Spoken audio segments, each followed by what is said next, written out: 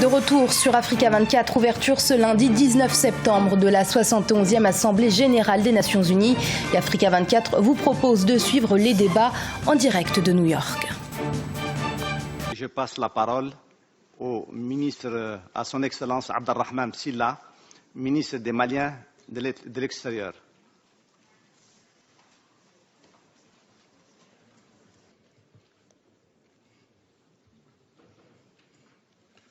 Merci beaucoup, Monsieur le Président.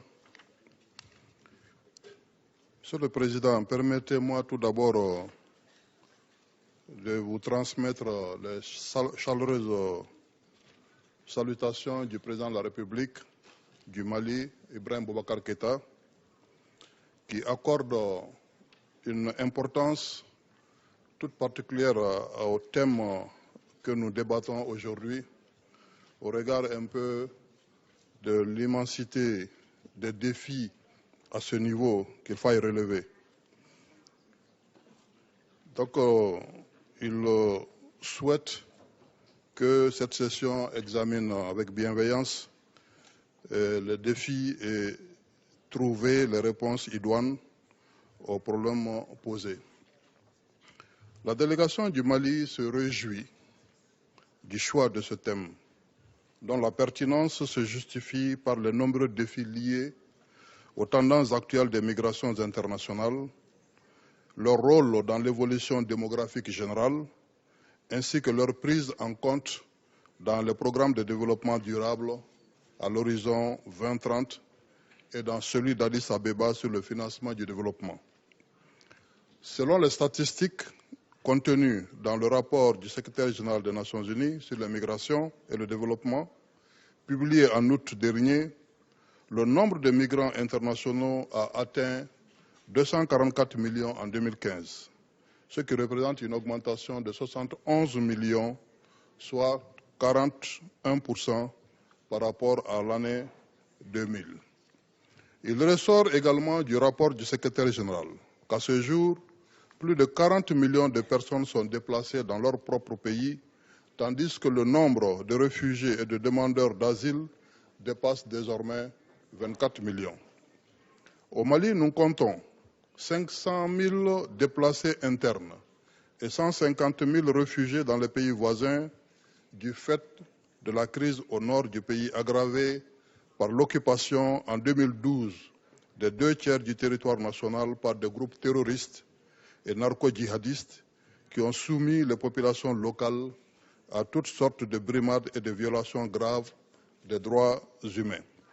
C'est ainsi que lors du sommet mondial pour l'action humanitaire tenu à Istanbul en mai 2016, le président de la République du Mali, son Excellence Ibrahim Boubacar Keïta, a pris des engagements fermes allant dans le sens de la poursuite des actions et programmes humanitaires en faveur de l'allègement de la souffrance des populations du nord du Mali. Participe de cette dynamique l'élaboration et la mise en œuvre d'un document de politique nationale d'action humanitaire et un plan d'action pour la période 2016-2020, ainsi que l'adoption d'une stratégie nationale de gestion des personnes déplacées, internes et des rapatriés, précisant les orientations et les mesures à prendre pour faciliter le retour des personnes en situation de déplacement.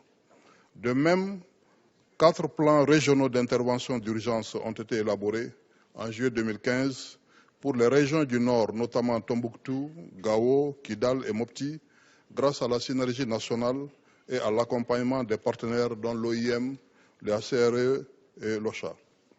Comme solution durable aux situations qui sont à l'origine des déplacements massifs des populations, l'adoption des mesures ci-après s'impose. La mise en œuvre urgente des dispositions d'atténuation des risques relatifs aux catastrophes, telles qu'énoncées dans le cadre de Sendai pour la réduction des risques de catastrophes, la mise en œuvre effective et intégrale de l'accord de Paris sur le réchauffement climatique, l'utilisation des ressources collectives pour prévenir les conflits armés et veiller à ce qu'ils soient réglés de manière rapide et durable, et la lutte contre toute forme de discrimination et les inégalités. Les enjeux de la migration, de par leur extrême complexité, au plan social, politique, économique et culturel, sont devenus des déterminants essentiels des relations bilatérales et multilatérales. À cet égard, l'approche globale de mon pays, le Mali, concernant la gestion des flux migratoires, réside dans l'intensification du dialogue entre les pays de départ, de destination et de transit, à l'effet de trouver les solutions idoines qui puissent lier les impératifs de sécurité, de développement, de respect de la dignité humaine et de solidarité. Ce faisant, les migrations se dérouleraient dans des conditions humaines et de façon ordonnée et profiteraient à la fois aux migrants et aux sociétés des pays de départ et de destination. De même, elles se passeraient en toute régularité, dans la sécurité, dans le strict respect des droits de l'homme et de l'obligation de traiter avec humanité les migrants tant réguliers qu'irréguliers, les réfugiés et les déplacés. Le Mali, qui ambitionne de faire de la migration un atout pour son développement socio-économique, s'est doté, en septembre 2014, d'un document de politique nationale de migration assorti d'un plan d'action qui présente la vision, les orientations et les axes stratégiques de la diaspora, des associations de migrants, des autorités et des populations maliennes concernées par la question de migration. L'objectif global de cette politique consiste à mieux gérer la migration afin qu'elle contribue à la réduction de la pauvreté et au développement durable. Il s'agit d'un projet ambitieux qui s'articule autour de deux volets essentiels que sont la gestion des migrations dans le cadre des normes internationales et la volonté de mettre en lien la migration et le développement.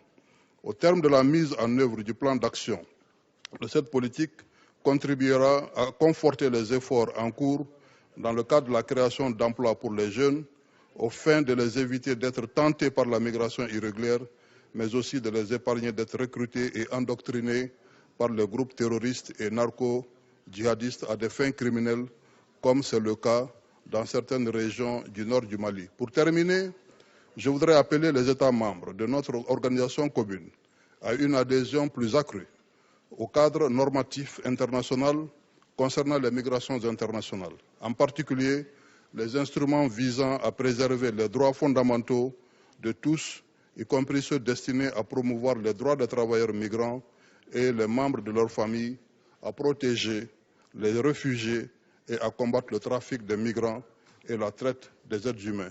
Je vous remercie de votre aimable attention. Merci beaucoup. Je remercie son Excellence Abdelrahman Sylla, ministre malien de l'étranger. Je passe la parole maintenant à son Excellence Chao Kati, ministre de la Défense, de la Justice et de la Sécurité du Botswana.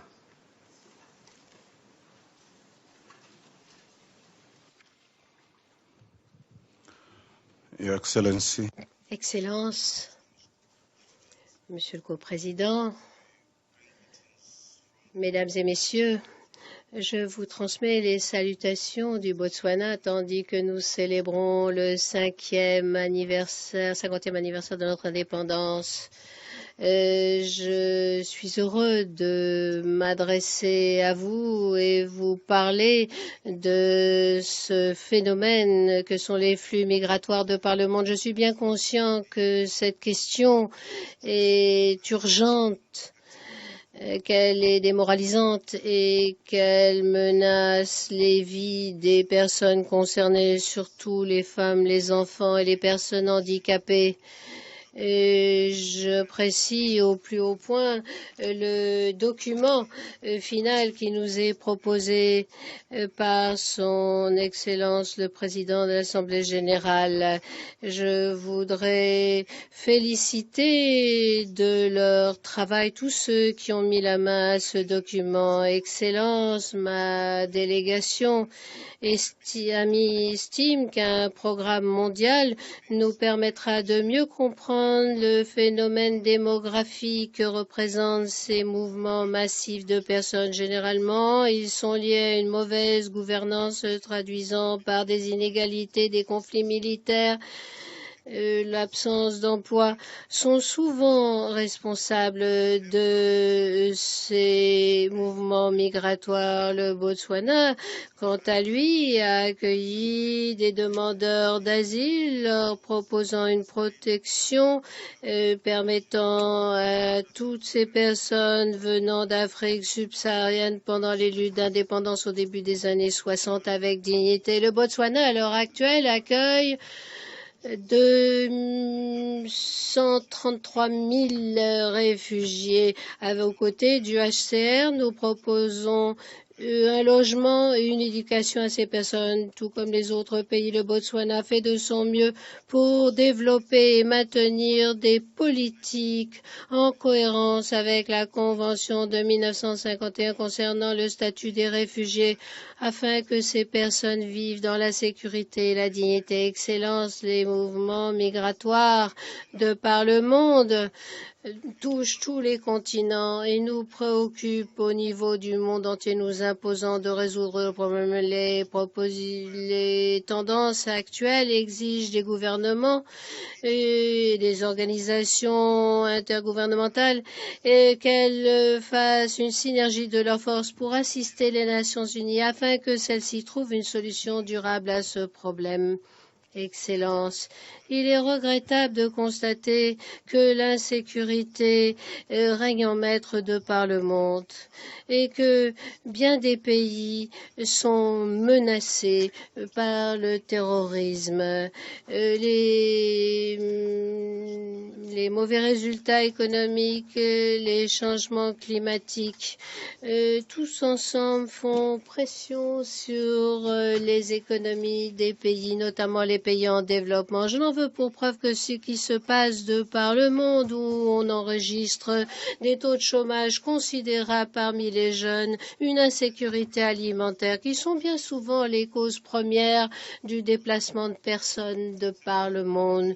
Excellence, en conclusion, ma délégation estime que la mise en œuvre de ce programme pour le développement durable à l'horizon 2030, assorti d'efforts de consolidation de paix et de lutte mondiale contre le terrorisme, donnera un nouvel élan à ces efforts pour enrayer les flux migratoires de par le monde.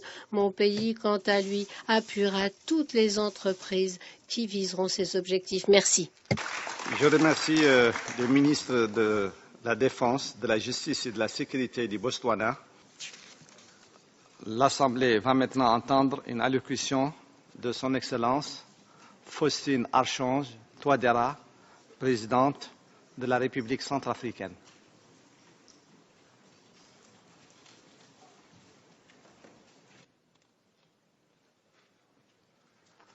Merci, Monsieur le Président. Mesdames et Messieurs, distinguées personnalités, les grands mouvements des populations sont devenus des faits presque normaux dans le monde, et plus particulièrement en Afrique, au regard de l'ampleur de ce phénomène sur le continent. Ils ont tous en commun les mêmes causes, les conflits ou catastrophes provoquées par l'homme, ou tout simplement les caprices de la nature. Les grands mouvements des réfugiés et des migrants ont toujours affecté les pays de départ et les pays d'accueil. La République centrafricaine, mon pays, a pendant longtemps été une terre d'asile pour les réfugiés et autres migrants venus aussi bien des pays voisins que du reste du monde. La dernière crise a eu pour conséquence majeure le déplacement massif des populations, aussi bien à l'intérieur qu'à l'extérieur du pays. On a enregistré jusqu'à 900 000 déplacés au fort de la crise. Ce sont des milliers, des femmes et des enfants qui sont jetés dehors de leur lieu d'habitation habituel, avec des conséquences incalculables sur leur santé physique et mentale. Des centaines de familles qui sont disloquées, des centaines d'activités économiques qui sont abandonnées, l'avenir de milliers d'enfants hypothéqués et le rêve de tout un pays brisé. les grands mouvements des réfugiés et des migrants ne favorisent pas le développement. Ils constituent un facteur d'insécurité, de souffrance pour les populations, de déshumanisation chez les peuples, de fragilisation des efforts économiques et de la déstabilisation de mon pays. Aujourd'hui, après cette profonde et complexe crise, la République centrafricaine, mon pays, avec le retour à la légalité constitutionnelle, s'est tournée résolument vers la réconciliation nationale. La communauté internationale devra aider tous les pays en général et les pays africains en particulier à lutter contre les causes profondes des grands déplacements des réfugiés et des migrants, comme stipulé dans le plan d'action issu du sommet de la Villette sur la migration en 2015 et qui prévoit entre autres de réduire la pauvreté, de promouvoir la paix et la gouvernance, de garantir les chances.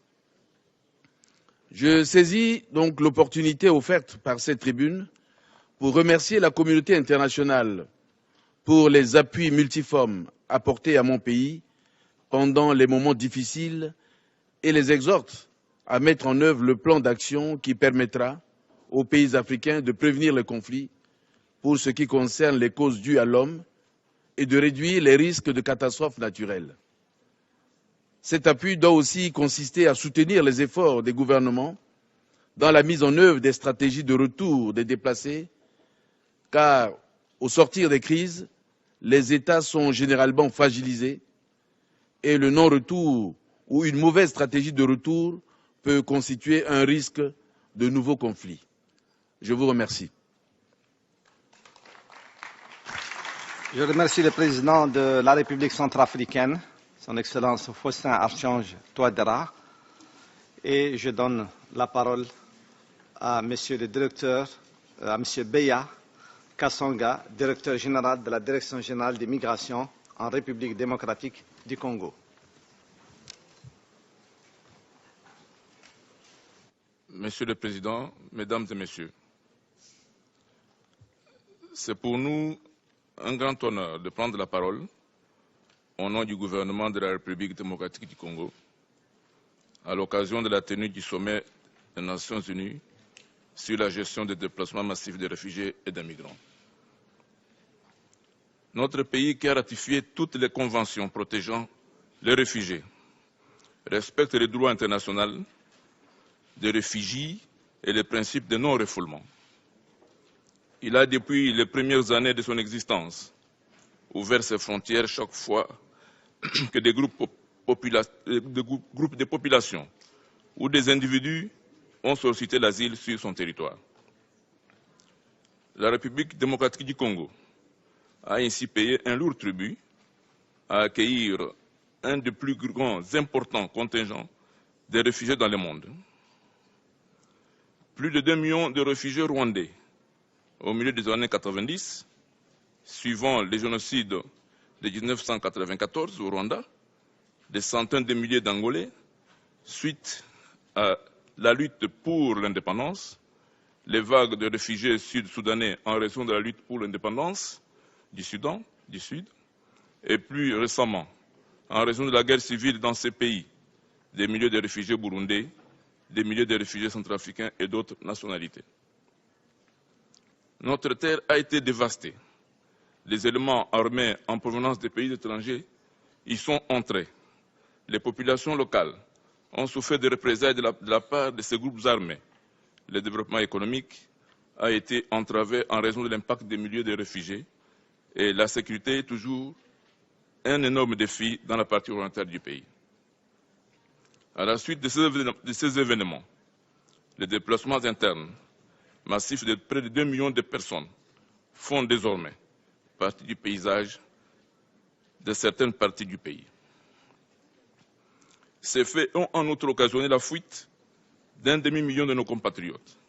Réfugiés à l'étranger, en dépit de tout cela, nous avons pu, pour rendre compte que le principe de partage de responsabilités dans la réponse à ces grands mouvements de réfugiés et de déplacés internes, n'a pas été respecté par la communauté internationale. C'est là même qui a ordonné l'ouverture d'un corridor humanitaire pour laisser entrer réfugiés et hommes armés. Le manque de financement empêche la mise en œuvre des solutions durables en ce qui concerne le rapatriement, l'intégration locale des réfugiés ou la viabilisation des zones de retour des réfugiés et des déplacements internes. Forte de cette malheureuse expérience, la République démocratique du Congo ne peut que se réjouir du cadre de réponse globale pour les réfugiés préconisé par les projets de la déclaration du présent sommet en réponse aux afflux des réfugiés en grande échelle et aux situations prolongées. Il se félicite du fait que ces cadres associent l'ensemble des parties prenantes, comme les autorités locales et nationales, et souligne la nécessité de répondre aux besoins de communautés d'accueil locales. La République démocratique du Congo soutient des engagements incluant un soutien croissant aux pays et aux communautés qui accueillent le plus grand nombre de réfugiés. Comme cela a été constaté durant les crises impliquant les pays européens, cette responsabilité ne peut plus être assumée seulement par les pays africains d'accueil de réfugiés. Cela est d'ailleurs conforme à la Convention de Genève de 1951, qui dispose dans son préambule que la protection internationale ne saurait être efficace sans une responsabilité partagée des États quant au fardeau provoqué par l'accueil de milliers de personnes sur le territoire. C'est pourquoi la République démocratique du Congo appelle à l'application réelle et effective aux pays africains à ressources limitées du principe selon la protection des réfugiés et l'assistance aux États d'accueil est une responsabilité internationale commune. Je vous remercie de votre attention. Je remercie le directeur général de la Direction générale des migrations de la République démocratique du Congo et je passe la parole à son Excellence Mahmoud Ali Youssef, ministre des Affaires étrangères et de la coopération internationale de Djibouti.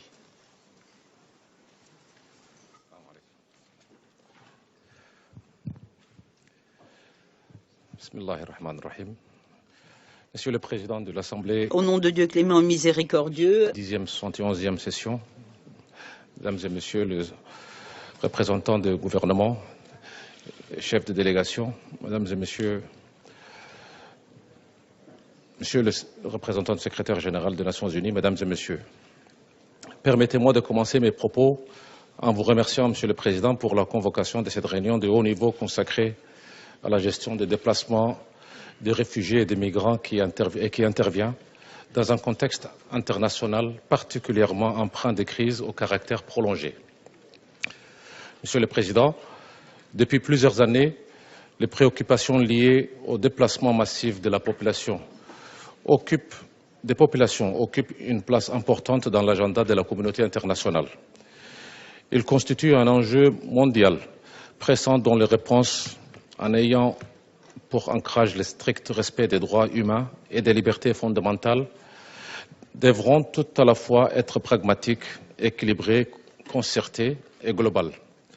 L'ampleur sans précédent du phénomène, qui, selon l'Organisation internationale de la migration, comptait en 2015 244 millions de migrants et réfugiés à travers le monde, soit 41% de plus qu'en 2010, impose une mobilisation générale urgente, d'autant plus que son impact sur les débats nationaux au niveau politique, sociétal et sécuritaire est devenu incontestable. Monsieur le Président, cette auguste Assemblée s'est déjà réunie par 2 fois afin d'aborder solennellement différents aspects des questions entourant la thématique de la migration internationale. Pour rappel, en 2006, nos débats avaient débouché sur la mise en place d'un forum mondial sur les migrations et le développement en tant que mécanisme de dialogue informel. En 2013, nous avions adopté une déclaration mettant particulièrement l'accent sur le respect des droits de l'homme et des normes internationales du travail, tout en réaffirmant notre engagement tant à lutter contre la traite des êtres humains qu'à lutter contre le racisme et l'intolérance. Ces aspects sont plus que jamais pertinents et d'actualité. Ainsi, au cours de l'année 2015, nous avons réalisé plusieurs avancées significatives avec l'adoption de textes et plans d'action de référence donnant à la question de la migration une portée universelle. Une étape supplémentaire et décisive dans notre mobilisation à œuvrer de concert a été franchie le 25 juillet dernier avec l'adoption d'une résolution entérinant l'intégration de l'Organisation internationale de la migration au sein du système des Nations unies. Aussi, aujourd'hui, nous nous apprêtons à franchir une étape tout aussi importante en adoptant pour la première fois un cadre d'action comprenant des engagements concrets concomitamment à l'endroit des réfugiés et migrants, mais aussi afin d'assurer une migration sûre, ordonnée et régulière. Monsieur le Président, malgré le fait que les différentes causes à l'origine de ces déplacements massifs soient identifiées et unanimement reconnues, la communauté internationale éprouve pourtant autant de difficultés pour les prévenir ou en assurer une gestion efficace. Nous assistons, impuissants, aux images récurrentes dans les médias des migrants et réfugiés naufragés, tant de périls dont l'issue est souvent fatale, surtout pour les plus vulnérables de ces derniers, en particulier les femmes, les jeunes filles et enfants victimes de la cupidité sordide des réseaux de criminels. Au-delà des dichotomies traditionnelles, pays développés, pays en voie de développement, riches, pauvres, il s'agit fondamentalement de notre humanité, de notre compassion, de notre solidarité, de notre indignation face à l'une des crises les plus tragiques dont les effets nous rappellent des guerres fratricides ayant conduit à la création des Nations unies. Mesdames et Messieurs, depuis 1977, la République de Djibouti a accueilli sans discontinuer un nombre de réfugiés émanant des pays limitrophes poussés par l'exode en raison des affres de la guerre ou en raison des effets dévastateurs de la sécheresse. Malgré nos ressources limitées, nous n'avons jamais failli aux traditions d'accueil, d'hospitalité, d'humanité et d'impartialité qui fondent les valeurs de notre société et de notre culture. Djibouti a très rapidement compris l'ampleur des crises humanitaires touchant la Corne de l'Afrique ainsi que leur caractère complexe et durable. C'est dans cet esprit que Djibouti a très tôt adhéré aux instruments internationaux pertinents en la matière tels que la Convention de 1951 ou encore la Convention de l'OEA sur la protection des réfugiés de 1969.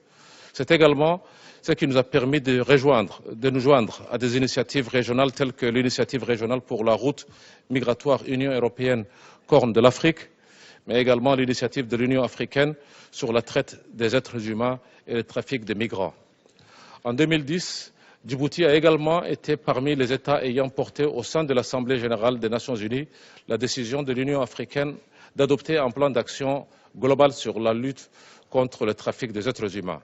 En outre, à l'instar des États de la sous-région, mon pays, Djibouti, a adopté en 2014 l'engagement d'Addis Abeba en faveur des réfugiés somaliens, consacrant l'engagement à maintenir un espace d'asile pour les réfugiés somaliens aussi longtemps que nécessaire et à améliorer la qualité de l'asile en vue de trouver des solutions au sort des réfugiés.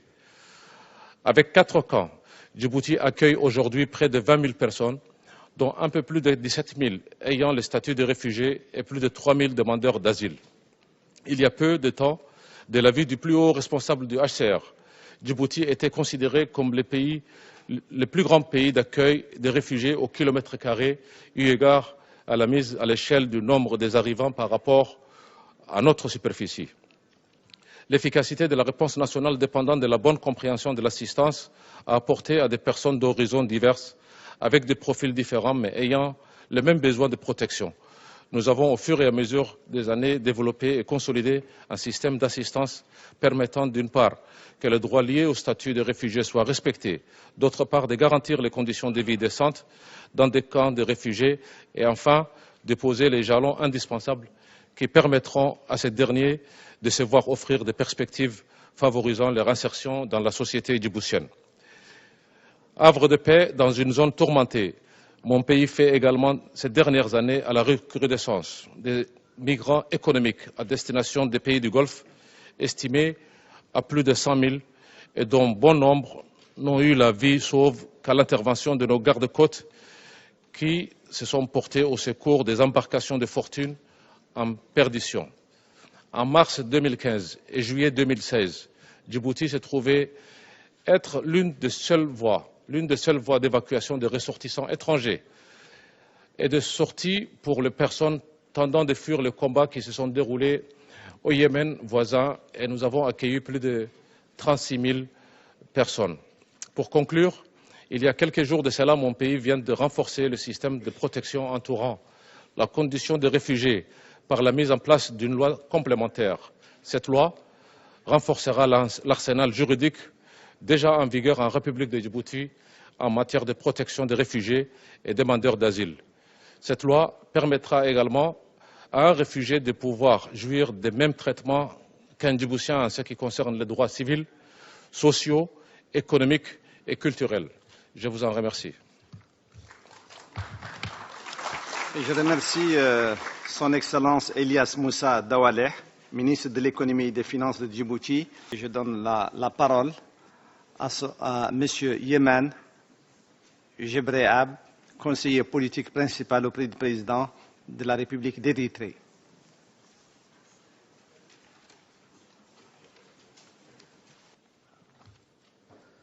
Mr. President, Excellences. Monsieur le Président, Excellences, l'Érythrée a joué un rôle actif lors des préparatifs du sommet, car nous sommes convaincus qu'il s'agit d'une question d'une importance vitale pour l'ensemble des nations et des peuples du monde.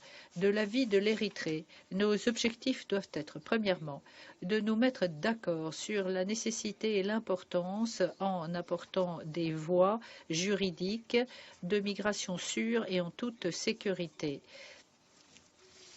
De plus en plus, dans le monde mondialisé où nous sommes, il faut faire plus pour que la mobilité humaine ne soit pas bloquée de façon avec véhémence. Ceci doit changer au moment où la souffrance peut être considérablement réduite par une migration régulière et légale, afin de promouvoir les droits et la dignité de l'ensemble des migrants et de leur donner la possibilité de s'éduquer, de se former professionnellement pour avoir un métier qui leur permette de vivre en toute dignité.